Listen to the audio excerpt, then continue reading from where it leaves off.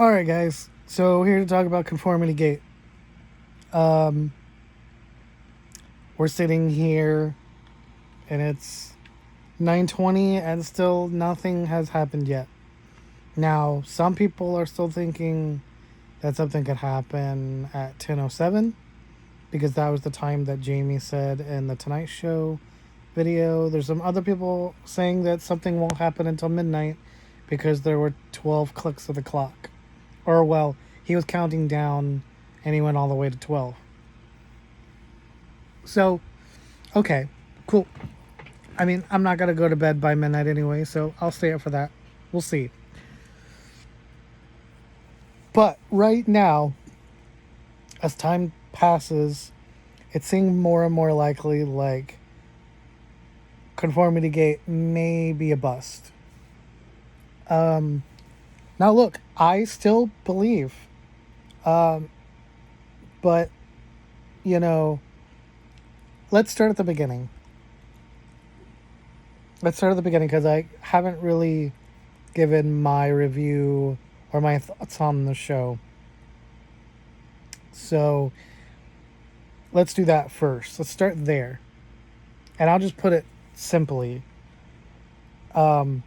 I was not somebody who jumped on Conformity Gate because I didn't like what happened in season 5. I am a glutton. So I jumped on because, well, more maybe? More? Okay. Let's see what you have to say. So that was my take. Which we'll get more into that in a second. But look, if what we got is what we got, I actually disagree with everybody that says season 5 was a crappy season. I like whether everything really is in a dream world or not at the end, whether Vecna wins, whether choices were made, but they do win at the end. Like, either way, I loved what we got. I think Stranger Things has been one of the best shows that we've ever gotten. And I'm not just saying that. I think the Duffer Brothers are incredible writers. If they're still planning on doing their Talisman, I forget if it's a movie or show. As a huge Stephen King fan, like, I'm super excited for that. So, you know, I don't know. I loved it. I loved season 5. I loved the whole show, all of it. So, when it comes to Conformity Gate, as I said, I jumped on the bandwagon because I was a glutton and I just wanted more. But when we get into the things that people were bringing up, and I want to talk about the various aspects of this.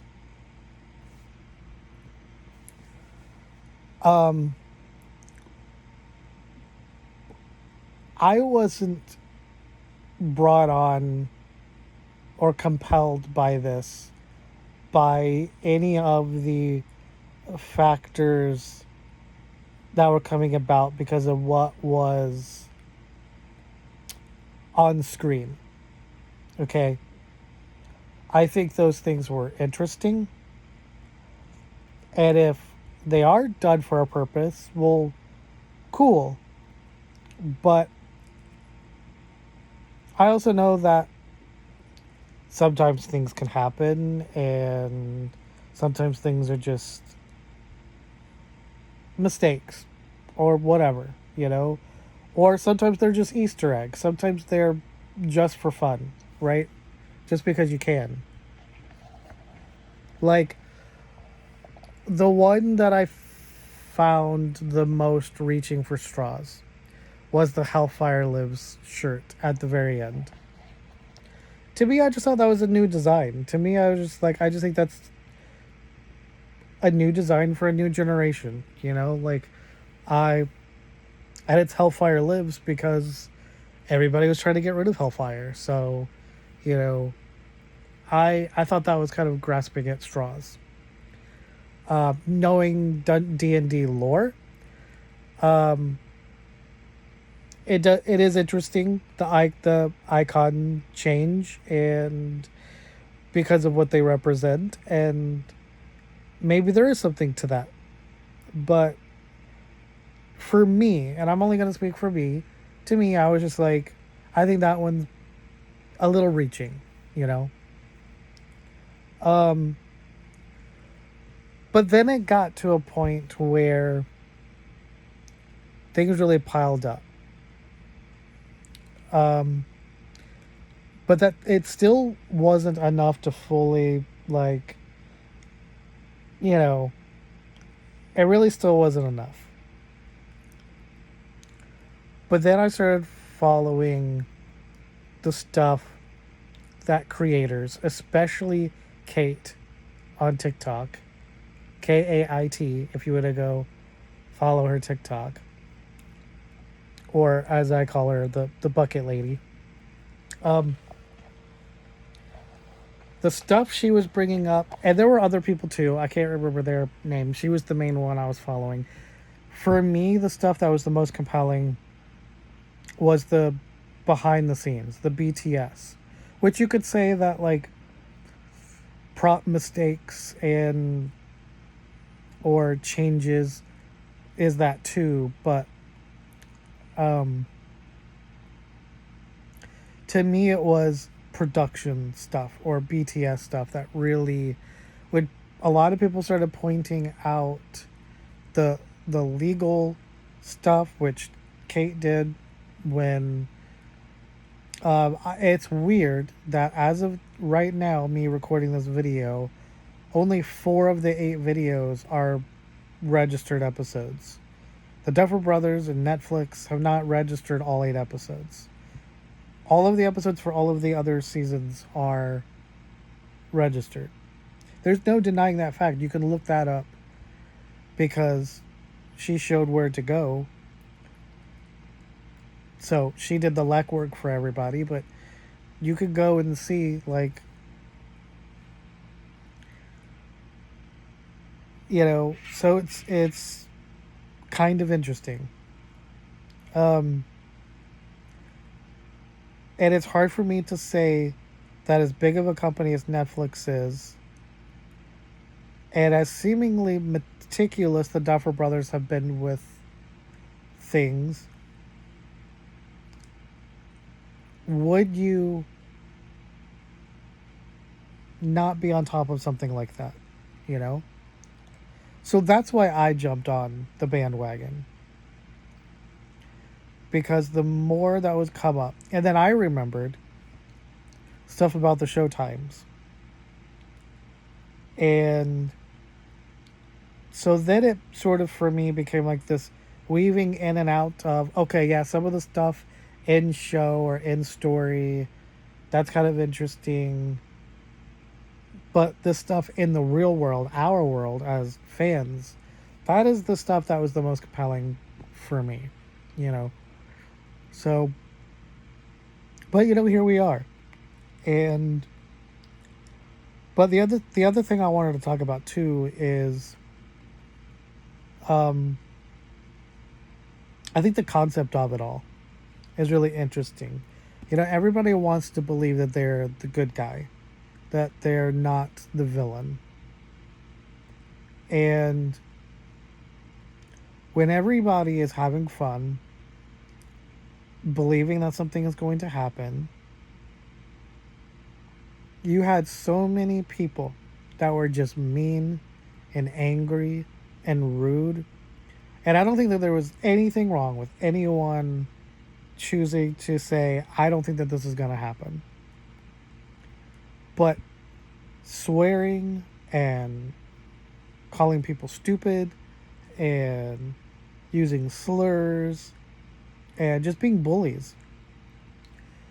You can't really say that you're a fan of this show, understand what this show is about, and then treat other people that way.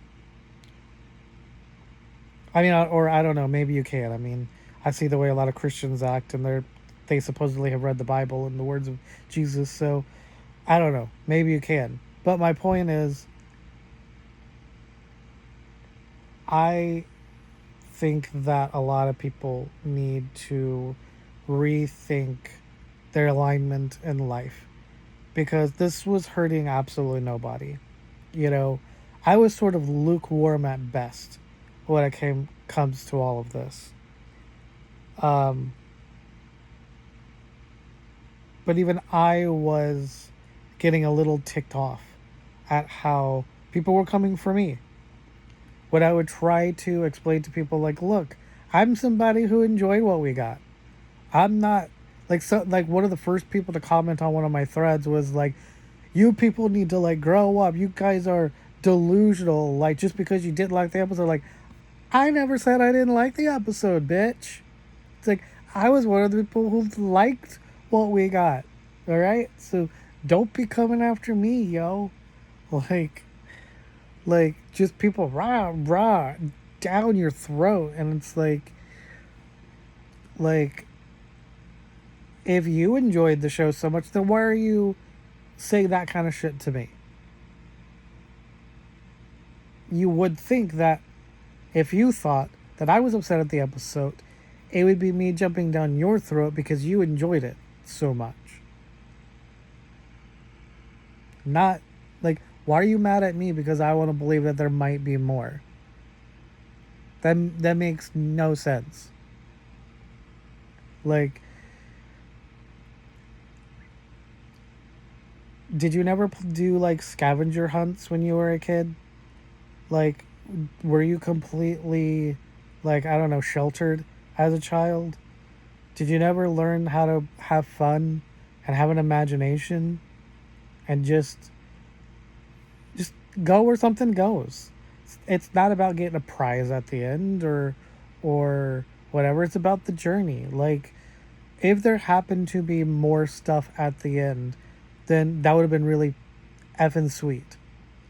But it doesn't bother me that I'm sitting right here and nothing happened, because it was interesting hearing all of the theories and listening to the things people had to say, and just seeing how everybody could come together to just have a fun experience together, you know? So, yeah, I just want to say that, like, let me stand on my soapbox a little bit and say, if you're somebody that was treating people horrible because they wanted to believe in this and have fun with this, then you seriously need to go rethink your life. Because this wasn't hurting anybody. Okay? Now, all of that being said, allow me to put my tinfoil hat back on. I really hope that we do get something. You know?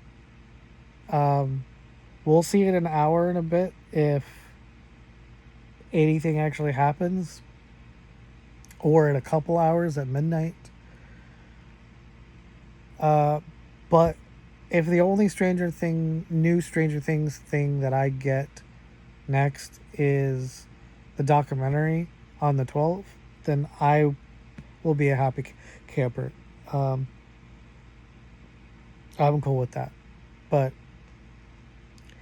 there are inconsistencies in some things that I'm not going to point out in terms of things the Duffer Brothers have said. If you know what I'm referring to, you know. So that's another reason why I'm holding out.